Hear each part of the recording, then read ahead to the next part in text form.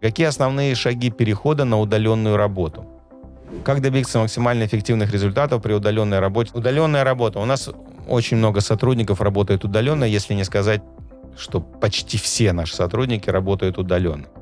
Что касается перехода, я не могу сказать, что он прошел полностью гладко и без потерь персонала. Какие-то потери были. Основная проблема при переходе на удаленную работу – это то, что менеджеры, руководители, они не умеют управлять людьми. Они управляют по принципу: я сижу с ними в одной комнате и вижу все, что они делают и что с ними происходит.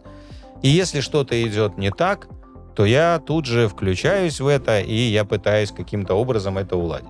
Никакого планирования, никакого распределения ресурсов, никаких координаций, на которых обсуждаются планы, никаких планов конкретных у подчиненных, никакой системы отчетности, никакого измерения результатов.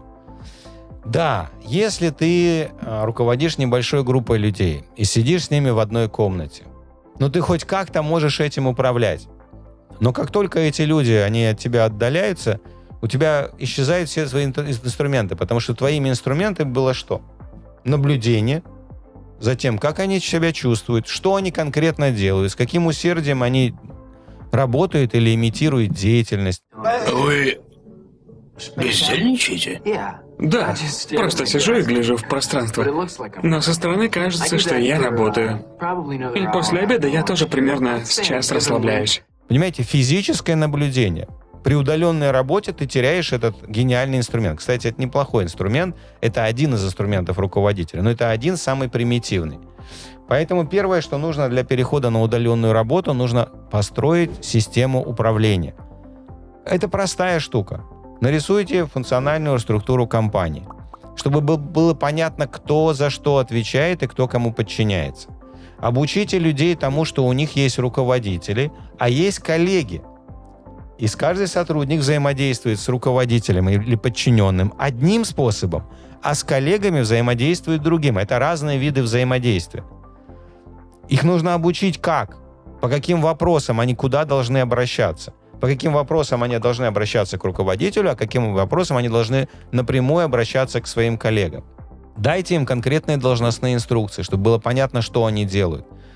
Дайте им измерение результатов, чтобы они измеряли результат каждую неделю, и каждый сотрудник видел, что он идет вверх или вниз, больше результатов, меньше результатов, понимаете? А дайте им планирование еженедельное, чтобы каждый сотрудник начинал отчетную неделю с того, что составлял план. Дайте им координацию, чтобы было определенное время в определенный день недели, когда все сотрудники с планами приходят к своему непосредственному руководителю, он эти планы смотрит, одобряет, что-то предлагает изменить, согласовывает эти планы между собой, чтобы все работало. Вот эти инструменты в первую очередь нужно внедрить. И после этого, пожалуйста, отпускайте их на удаленную работу. В этом тоже есть подвохи, потому что, например, вы обнаружите, что не у всех сотрудников есть условия для удаленной работы. Но физически не у всех людей есть такие условия, понимаете? У кого-то есть, вот как у меня есть отдельный кабинет, у меня есть отдельная студия, которая находится у меня в доме. Но обратите внимание, я не работаю на кухне. Здесь нет раковины, там, стиральной машины, ничего такого. У меня есть отдельный рабочий кабинет. Я таким образом организовал. Далеко не у всех сотрудников будет такая возможность. Если у ваших будет, я вас поздравляю. У вас прекрасный бизнес, прекрасная компания. Но далеко не у всех такое будет. Поэтому нужно понять, есть ли у них условия. Если у них условий нет, нужно им организовать какой-то коворкинг, какое-то место, где они могут делать работу. Потому что глупо надеяться на то, что даже со всеми инструментами управления сотрудник будет эффективно работать, сидя в одной комнате там, с несколькими членами семьи, детьми, домашними животными и так далее. Я могу долго продолжать этот список, чтобы нагнетать, так сказать, ужас на вас. Но, тем не менее, это так.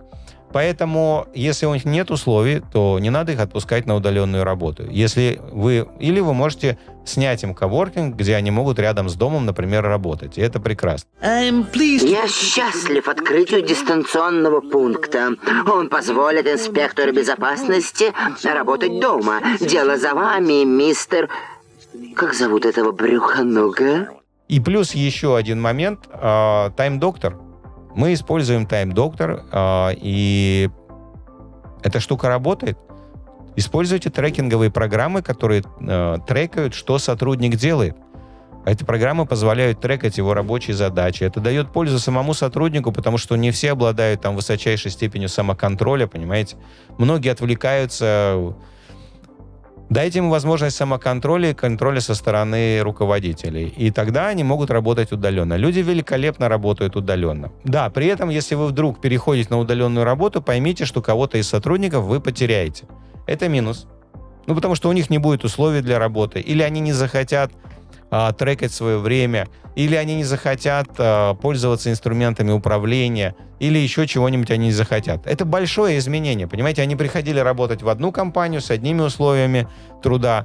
Вы делаете большое изменение, окей, это другие условия труда. Поэтому здесь все честно и нормально. Если вы потеряете какую-то часть персонала, это нормально. Но вы приобретаете другую потрясающую возможность. Если вы работаете удаленно, вы можете нанимать людей с любого края земли, с любой страны, понимаете?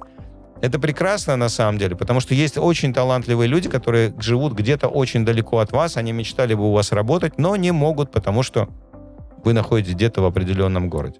Понимаете, как это работает?